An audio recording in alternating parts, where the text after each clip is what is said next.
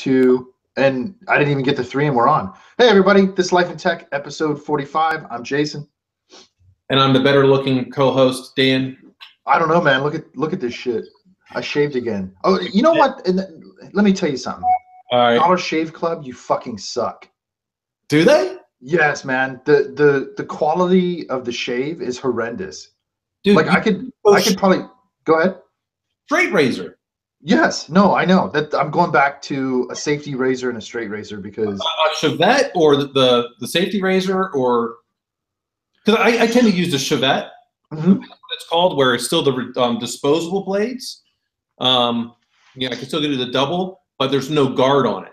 Right. Yeah, man. I like that old classic style, not only because of the ritual to it. You know, there's a ritual to shaving. I think a lot of men miss out on that. I mean, my dad didn't teach me that. I just figured it out later in life. But it's the weight. It's the weight of the head, so you don't have to press, right? So you don't get razor bumps, but you get a nice close shave. This Dollar Shave Club, I mean, listen, great idea. Yeah, it's not expensive at all. But the way the head is oriented on the handle, even if you press, it doesn't. Dude, I got to shave like 5 times. Just to get, I ain't got that kind of time and I ain't got that kind of patience. Get your shit together. So for Danny, I got him a real, safety razor. So it's still the disposable blades. I'm like, you'll spend $10 for an entire year. Yeah. Right. Mine a little bit more, but it's that weight. And I said, eventually, going to the straight. And the other part is, I mean, my dad didn't teach me. And to be honest, I didn't learn how to properly shave until I went to whatever, you see them in the mall. Yeah, the shaving stores. Yeah. So I went to one of those. They're the ones that convinced me. And they are like, look, with this rate, you do not go against the hair with it. And I was like always constantly going down. No, here, it's like to the side. Like they showed it to me. It's like, go to the side. That's the way your hair grows. Wherever the way the hair grows, go that direction. Boom, like one time. I mean, the chin's a little difficult still with that because there's no guard, and I don't really feel much of it anyway because of, I had jaw surgery back, when I was 18. So. Right. No, man, it's a superior experience, and you actually get a better quality shave out of it. I have really coarse hair, and even if I want to be like ultra clean, it's 2. 1 with the grain, 1 against. Yeah, and then you go next. Yep. Yeah. And using the badger hair brush with the soap makes a huge difference, man. I still use the badger hair brush, but I switched to oil. Oh yeah.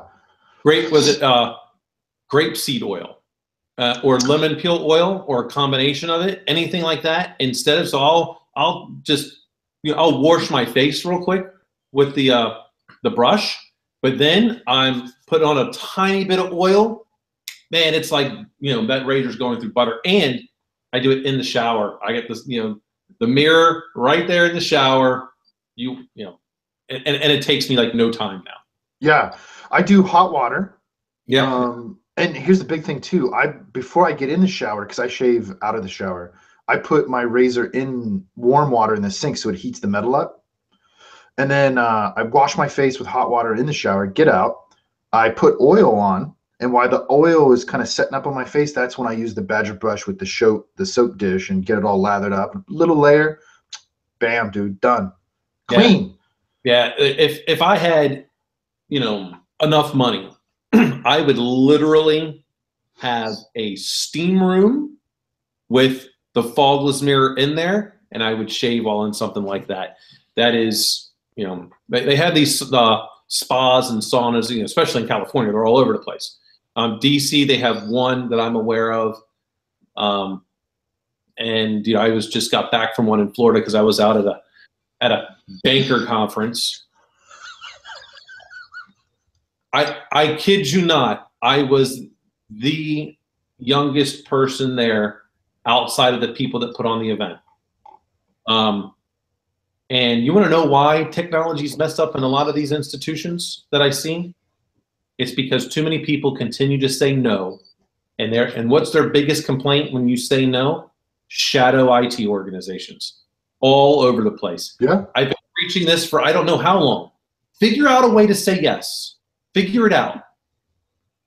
Because they're just going to do it no matter what. We can say, oh, well, the CISO will prevent this, they'll do this, they'll do that, which is probably a good segue into one of our topics, Uber. I don't know how everything happened. Bottom line, if I had to guess, the CISO didn't have full knowledge of everything going on in the organization because, hey, Uber needed to put out a product. They put it out fast. They probably were not checking everything. Maybe they were. Clearly they weren't. But why? What's the root cause for why vulnerabilities occurred in the environment and were not patched? Well, here's the interesting thing to me about Uber, and I talked about this in a press release from the university that I find interesting. Let's not forget that several years ago, a complaint was filed with the FTC, and they investigated Uber not for external controls, but for the lack of internal controls, their own employees accessing data. And Uber created their own monitoring solution to that, and then just decided to stop using it. Well, and they've been accused several times before about monitoring their customers' devices just because they had access. So that leads, that begs the question to me: why did Apple and Google Play allow those types of permissions for this type of a device? Because they wouldn't allow it in an app you and I created. They would not. They absolutely had access. They were overprivileged. Oh, and this is what some people don't realize. It's even worse on the drivers. Oh, I see.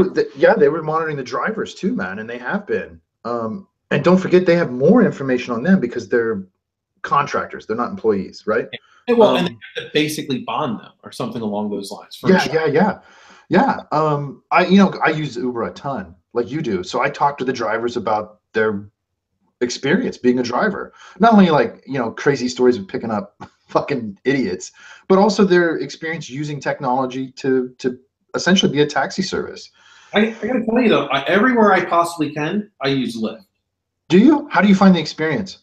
I actually like Lyft's application a little bit better.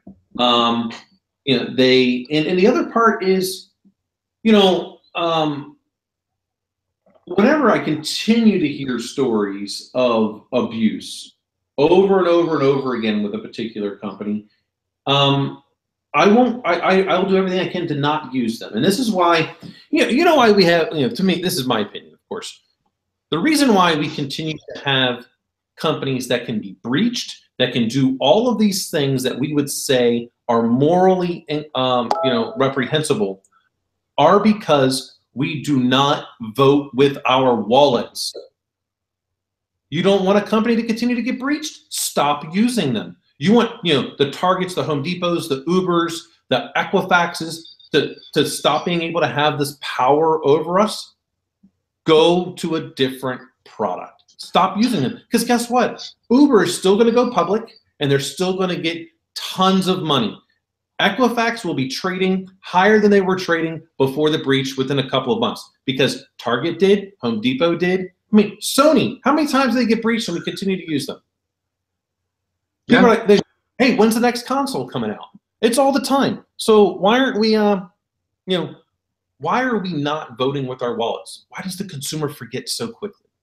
Well, and more to this, I would submit for discussion that there's a confusion in the ethics, right? We have a perception as consumers that there's a universal ethic whereby these companies should not have insecure platforms. But that's clearly not the ethic that the companies operate on, particularly a public company. They're operating on the ethic that they have to maximize shareholder profit. Well, I mean, those are at direct odds, particularly when it comes to security.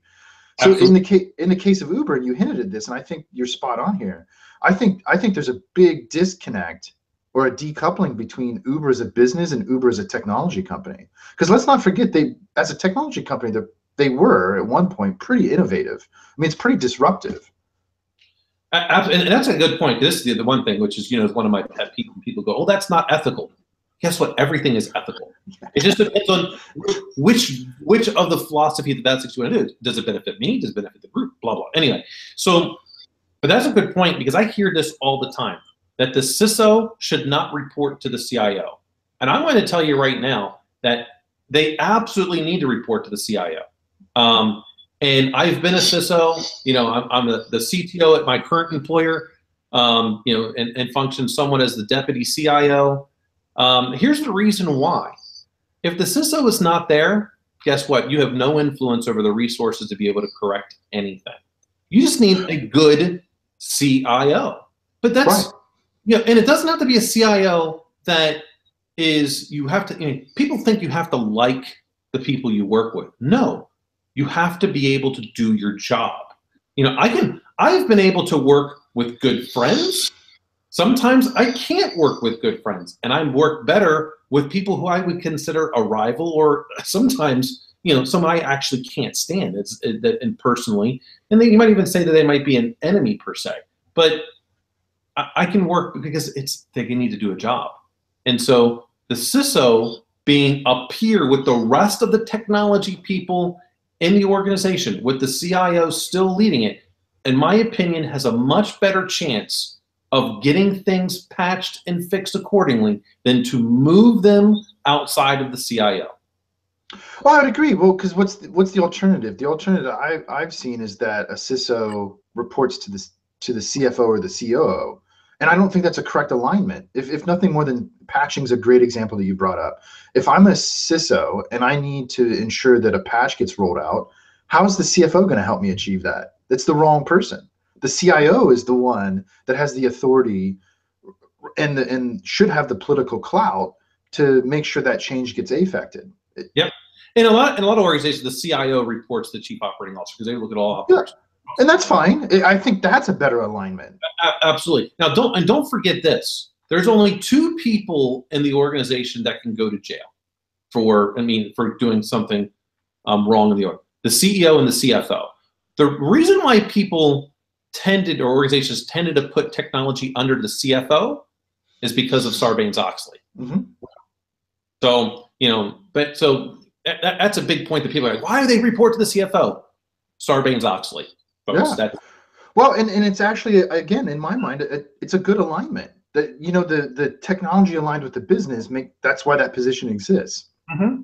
And I don't have a problem with CTOs reporting to CIOs. That makes sense. And I think go ahead. Yeah, I agree.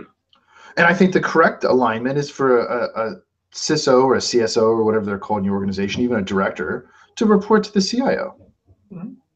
I think it is. You have to learn to navigate and push your agenda. Who better to understand the technology issues in the organization than the CIO? If the CISO is outside of that, you're now going up to someone like a CEO or a CFO or a COO, whatever, who has no idea what you're talking about. So now you've got the CISO and the CIO both going into the CEO's office, because now it's executive, and no one knows who's right. Well, and I think that's another thing people miss, is that there is an inherent hierarchy to the officer structure, and there should be, if nothing more than for communication purposes. Mm-hmm. The information I need as a let's say a director or a VP isn't the same that you need as a CISO. And the information you need as a CISO to do your job correctly and align with the vision of the company isn't the same as the CFO. Right. And there's a reason why there should be a hierarchical structure where we can disseminate information and lead appropriately. Yeah, and that's the thing, that this is like all these people out there saying the CISO has to report to the CEO or the board, blah, blah, blah. Guess what? All those people saying that basically work for product companies. They are consultants, just like what was it in Office Space, the Bobs, right? That's what those people are. They're just consultants. I have yet to see any of those people that are really preaching that.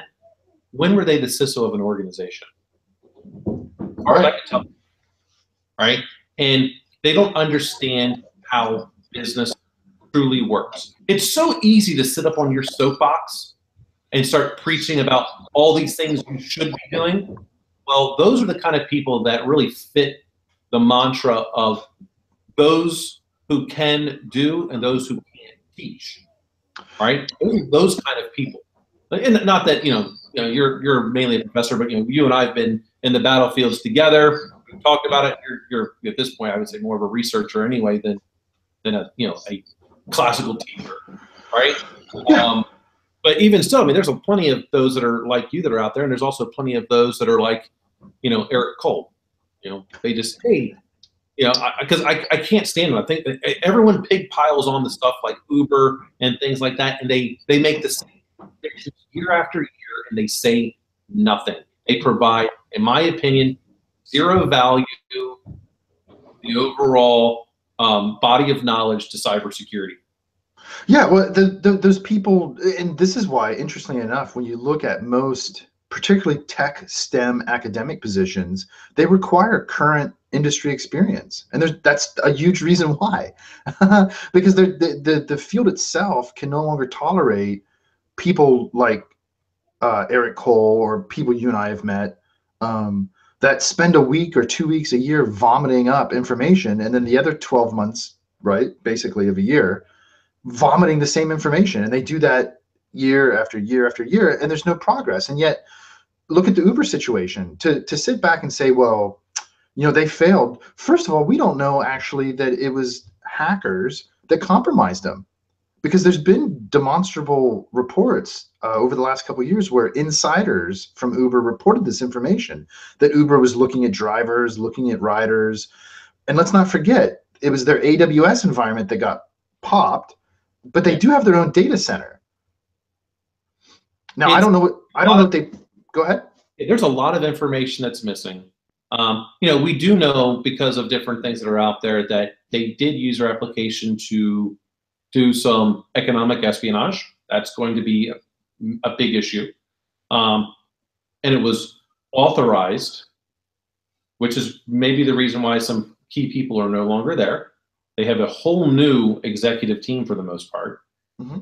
And, they did have a significant number of reports of, I don't know what the right word other than sexual harassment, but of being very negative towards some of the female leadership and up-and-comers that were there. And that's just some of the reasons why I try to not use Uber as much as I possibly can, because I don't believe in the morals of that company at this point. So I choose to use Lyft whenever I can. Well, and it's clear to me that there's a huge decoupling between the technology initiatives in that company and the business initiatives. And it seems to me, if I had to speculate, that it started as a tech company. I mean, look where it's based. And they had to figure out how to make money. And it wasn't just giving people rides, it's selling data. Mm-hmm. I mean, they're a data warehouse. They're not a fucking drive service company. They're a data warehousing company, in my opinion.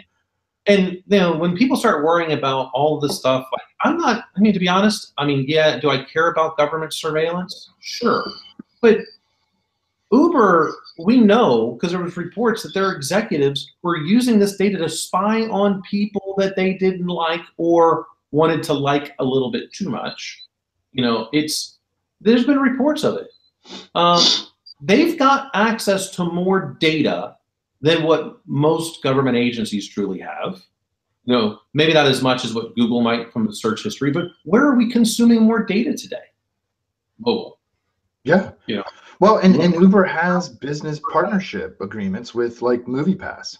Yeah. Well, I don't really think it takes a genius to figure out what the fuck they're up to. And I don't think I'll go on the record and say, I don't think it's nefarious. I think it's well-intentioned, and it's actually a good service for consumers. It's just completely gone off the fucking rails. Agreed, 100%. And this just gets back into the key of this part. Forget about ethics. They were doing everything they could in order to gain an advantage for their shareholders. It's morals that we really talk about, and people, I think, really confuse the two in society, because ethically, they just chose to value the stockholders. Yeah. I agree, man, and I would add to that, because this is a good segue, talking about going off the rails. Conor McGregor, we got to talk about, I think, for a couple minutes. But I would summarize that by saying I agree, and furthermore, I would add that people conflate their ethical position with a universal imperative that everybody should follow, and that's just simply not true. Yeah, because if they're going to follow anyone's, it should be mine. Yeah, right. So talking about going off the rails, man, holy shit, what is going on in the UFC with Conor McGregor? guys getting in fist fights. This is the crazy shit. So he grew up in a rough part and lives in a rough part of Dublin, and it's still controlled a lot by the mob. And in particular, that family is well known for setting up the drug trade for different Mexican, South American, and Russian drug cartels. That's how they exist, okay? So as I understand it, he beat up a guy for punching a member of that criminal organization who's his buddy, and then subsequently got in a fist fight and ended up punching somebody from that family. And the word is that first it was, you got to pay us and we won't do anything. Then it was, we're paying somebody this much to do something. And here's what we know about just mafia-like organizations around the world. And it's with anything. They want you out, you're going to get out. You're going to get got. Good luck. Yeah. There's a great book by, I'll think of his name in a moment, J.J. Luna. Yeah. And, you know, it talks about how to be invisible. And guess what? When you're up against an adversary that has essentially unlimited resources, which is someone with either extreme wealth or a government agency or, like, you know, a mafia-like organization, you're going to be found. It doesn't matter that Conor McGregor just got a $100 million check. That's not enough money to go off because you don't have it in cash. Where are you going to go? Right. You have to literally go invisible, which means you have to remove yourself from all of that. And he can't. Now, people might say, well, you know, look at how long other gangsters lived. And yeah, you don't have the life that you had, and you've got to reproduce a organization like the Secret Service to be protecting you 24/7, 365, and your family. Because if I want you, I don't have to go after you directly. Go after your family members. Well, and it's just, this is what's interesting to me. If you parallel Conor McGregor with Jon Jones, right? They both clearly enjoy partying, and I'm not going to begrudge anybody that. I don't partake, but hey, man, you're an adult. You're making adult decisions. Seemingly nobody's getting hurt. I mean, except for car crashes and shit with Jon Jones. But nonetheless, right? Okay. How did Jon Jones go so wrong in partying? And up to this point, and even maybe including this point, Conor McGregor seems to get it right. Is it because he's so popular culturally within Ireland? And I mean, and let's be honest, is Jon Jones reviled just because of his skin color? I don't know, man, but it's interesting to watch these two roads go down, and one person continually hit obstacles, and the other person just becomes even more famous off of it. Well, so I think one part is Jon Jones got into a car accident and fled the scene of a crime, so he committed a felony. All right. Another part is he has had a couple of DUIs, I think. I could be wrong on that, but I think so. And You're so right. He did some criminal acts, and then he, you know, probably the worst thing in terms of the eyes of us sports fans is that he popped twice for PEDs. So if you take those things out of the equation from Jon Jones, I believe he's just as popular as Conor McGregor would be today. He would be the one that the UFC would be able to promote, and probably at that point, Conor wouldn't be able to be as demanding. But because there is no one else the UFC has to rival the stardom of Conor McGregor, he can do whatever he wants. The UFC can say they will remove him, do whatever. Here's the thing. Conor's got enough cash in the bank. He doesn't need to fight. Hey, I got to tell you right now, if I was Conor McGregor, I would never step into the ring again. Never. I would not as a fighter. Yeah, not as a fighter. I would be a promoter. I would do my clothing line. I would do anything other than want to get punched in the face ever again. You know, for all you people that have never been punched in the face, it doesn't feel good. No, it's not fun at all. It's not fun.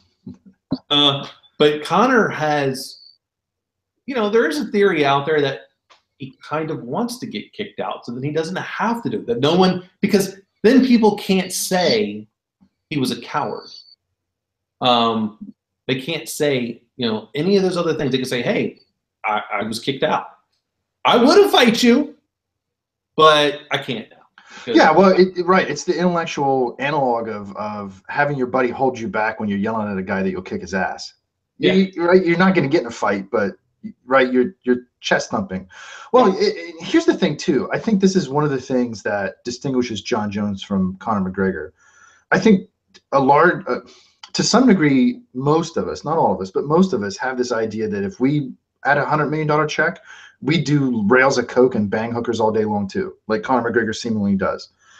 And Jon Jones, we know, did, because he got caught in one of those DUIs with a hooker. We know he does coke because he popped for it. I mean, that's not speculation. We know he does it. Yeah. All right. Right? But his is a descent, not an asset, right? So he created, and you pointed it out, created these criminal acts.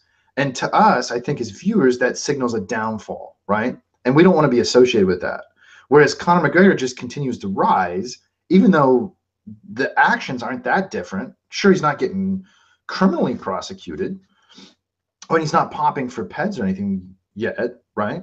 But it's really the same thing. It really is. Yeah, it's very, very close. And I think, to me, that's kind of that distinguishing. Because, look, people can say whatever they want about Floyd Mayweather, right? He's never popped for PEDs, and he's still able to bring in and demand a $100 million fight at any time he wants to fight. Even though I don't know if I know he did some type of jail time, but I don't know how much for when he beat up. Yeah, it was domestic abuse, wasn't it? Domestic violence. Yeah, I think so. Mike Tyson is still as popular as ever. And he did some, heinous acts. Never popped for PEDs. Right? There's plenty of people. People can say whatever you want about Muhammad Ali. There's plenty of people that didn't like that he got out of going to Vietnam. I don't begrudge him for that. He stuck to his religious and spiritual beliefs. Still loved right up until the day he died. Right? Yeah. I can't say, at least to me, and perhaps it's just because I'm somewhat blind to this, that has anything to do with Jon Jones' skin color. To me, because look at how many people can't stand Mark McGwire from baseball. Mm-hmm. He'll probably never get into the Hall of Fame because he did PED. Or Pete Rose is another great example. Yeah, because he cheated. That's kind of the thing. These PED use is because people say you cheated. I don't think it's with skin color. Well, and I totally agree. I don't think it has anything to do with cultural or racial background. What I think it has to do with is, this is Carl Jung's philosophy that we all have this shadow self, and one way or the other it gets expressed. And either you do it in a healthy way or you do it in an unhealthy way. And I don't think there's any debate that Jon Jones and Conor McGregor both express it, I think, universally in an unhealthy way. To varying degrees, but it's unhealthy. And we see that. So for us, it's almost like a voyeuristic expression of our own shadow self. Does that make sense? Yeah, and sure. In Jon Jones's case, it's very blatant how destructive it is. And we don't want to recognize that, so we revile it. It disgusts us. And people confuse that with being racial, and it's not. It has to do with that shadow self. No pun intended. Let's be very clear about that, right? Whereas with Conor McGregor, he gets away with it, and he seems fun to be around. Go ahead. Has not cheated. Right. Yeah. I mean, there's a big, Alex Rodriguez and Derek Jeter both played for the Yankees. One loved universally, the other one hated. Biggest difference, Alex Rodriguez got caught twice for PED use. Caught. Who knows what he did prior to that? Caught. I mean, every person that we can go down, so we go to football, Ray Lewis, has a reprehensible act. Was not convicted, but he was definitely involved. We know one way, shape, or form. Never did PEDs, and in Baltimore, they still love this man. Yeah. Well, and there's an interesting corollary to a link I sent you and Brandon, and I think we should use Brandon as our example. This idea of shadow self and voyeuristically expressing it. Maybe because he calls himself Shadow DXS. Yeah. Well, so there's a double pun here and a double play on words, because the research that came out this week talked about the expression of psychopathy through online trolling. And he's definitely a troll. Well, so is he inherently psychopathic to some degree? Yeah, I think he is. Yeah. I mean, neither one of us are that kind of doctor, but it's. Well, I am an armchair shaman, so. Yeah, it's close. Yeah, but the report was interesting, man, because and we've talked about this before. One thing I didn't like about the research is it wasn't nuanced insofar as the type of trolling. And I think you and I would agree that there's different forms of trolling. Sure. What they looked at was a very self-contained, self-reported part of it, which, okay, it has limitations, but it still points at something, which is people that habitually troll tend to have traits, strong traits, that align with, pathology. Yeah, sure.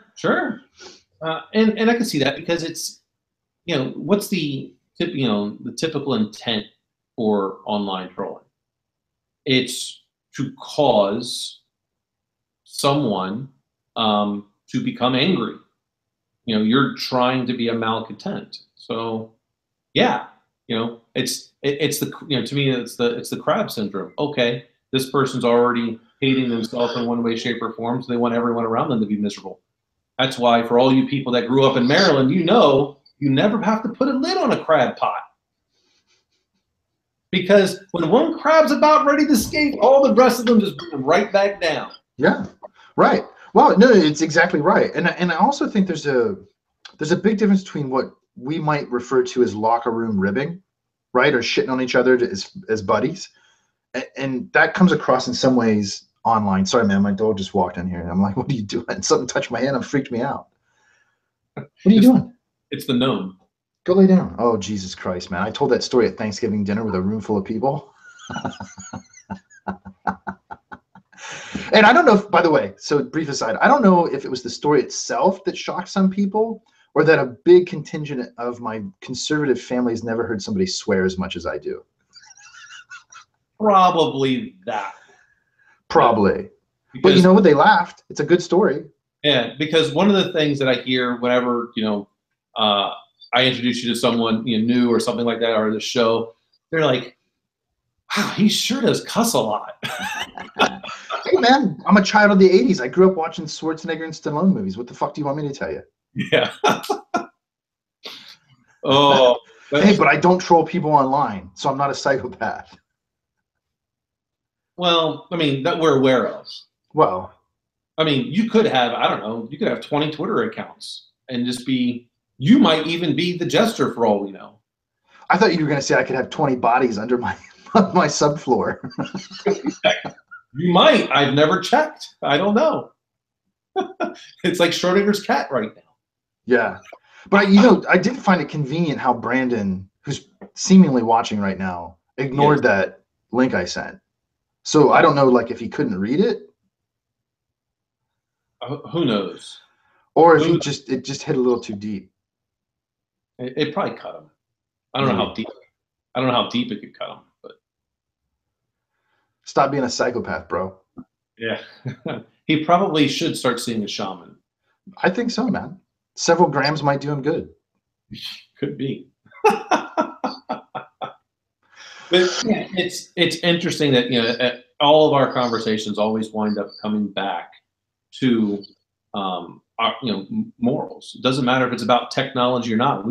Everything about what we do in this life in tech, it's what comes back with morals. We're always debating, what people perceive as the ethics or the right way or the wrong way, and people that just want to pig pile, right? And it doesn't matter if it's trolls to these, highly paid consultants that just want to tell you that the CISO is reporting in the wrong portion of the organization, to companies that choose their stockholders over their customers.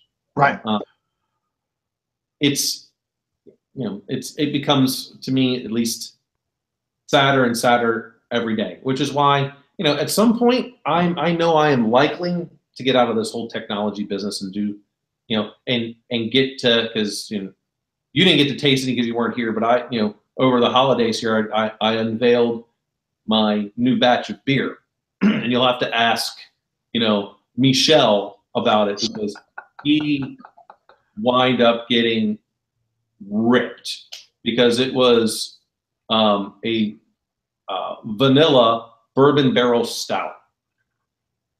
And it was around, because I don't have the exact measurement equipment, so it's kind of guesstimate as to where it's at, but it was around 9% alcohol, and it's like liquid gold. Oh man, I bet. I remember that stuff you had in Maryland that I had. That stuff was tasty too, and it had a kick. Yeah, and so the bottles, because I hate bottling, and I don't have all my kegging gear and stuff like that out here. So the bottles were 16.75 ounce bottles. All right, so that's already 4.75 ounces more than a normal beer. And so it's also double the alcohol content. When you start doing the math, every 3 beers is like drinking 4 in terms of quantity, and then it's double the alcohol content. So for every 3 beers you drink, it's like drinking 8. And I think over that course of time, I think he had he had 6 beers, so that in a couple of hours. So that's like 16. So thankfully, he basically just lived right across the street. So it wasn't he woke up the next morning and was like, oh my gosh, I feel horrible. I'm like, I bet you do, dude. You just had 16 beers, basically. Yeah. Yeah. Well, and that, you wouldn't be the first person. I mean, look at me. I don't work in industry full time anymore for, a lot of the same reasons. Some of them were quite different. I just wanted to pursue something different. But I mean, I worked for a CIO at one of the big startups I worked at that just said, fuck it, I'm out. And he went and started a Christian summer camp in the mountains. Well, for me, it's, I want to have, I'll probably always do something, whether teach, research, but I want diversification. I want to get into, making bourbon and rye and beer and wine and having a restaurant where that's the only alcohol that's served. Well, and it's interesting, man, because to wrap this up, there's some interesting parallels. So you get these people that just pile on. You get these people that troll. You get these executives or middle managers that, just like those other classes of individuals, display psychopathic traits. Mm-hmm. And nobody wants to be around that for too long because it's unhealthy. Even if you aren't like that yourself, right? If you're going to be part of that machinery. It wears on you over time. Yeah. Yeah. And then so that at some point you're forced to reflect on your own moral position and ethic. And do you become like them so that you survive, or do you remain an outcast and a target, or do you just go somewhere different? And I think that's going to be I think that's a topic that we should talk about, next week, maybe, in that there's a lot of people, many people, would like to say that they're joining a particular cause so that way they can change it. People who do that to get into politics, certain corporate culture. Guess what? You can't. You either do one of two things happen. You either become a part of the machine, or the machine casts you out. Yeah. Well, I don't remember who said this, man. And I never remember it, but I remember the quote, and I'll paraphrase it. It's dangerous to be right about the status quo being wrong. It just doesn't work that way. It just doesn't work that way. Status quo has to adjust as a status quo over time. And that's a cultural shift. And look how hard it is to change culture. Well, that's exactly what you're faced with as an individual. It's nearly impossible as an individual. Anyway, if you want to properly affect culture in a company, it better be your company. Well, and I was just going to say, because the only time it seems to, given history, work is when there's tyranny, and you just happen to be the tyrant. Yeah, sure. And actually, it was even, and people, there's only been one country, and people forget this about the evolution of a democracy. Okay, only one country did the people instill a democracy rather than there being it through tyranny, a revolution of some type of war, and that was England. That it evolved in that from the people. Everywhere else has been through some type of fear. And people forget that, and it's funny. So one of my political science professors in my undergrad is from Iran. So, Iran and Iraq have no love lost with one another. And he used to say all the time, we as the United States did a complete disservice to the Middle East by removing Saddam Hussein from power.